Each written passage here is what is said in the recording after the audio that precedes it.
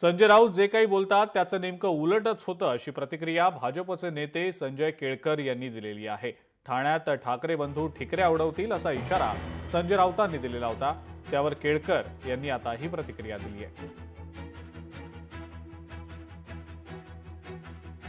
ठिकऱ्या कोण कोणाच्या उडवणार ते जनता जनार्दन ठरवणार आहे। परंतु हे नक्की आहे की संजय राऊत जे बोलतात त्याच्या नेमकं उलट होत असतं। विधानसभेला देखील ते तर मुख्यमंत्री पदाची तयारी करत होते, त्याच्या नेमकं उलट झालं। असं अनेक वेळेला घडलेलं आहे। या वेळेला देखील निश्चितपणे जनता जनार्दनाच्या आशीर्वादाने हे घडेल। याच्या नेमकं त्यांनी तर त्यांचा उत्साह वाढवण्याकरता त्यांनी हे सांगायलाच पाहिजे।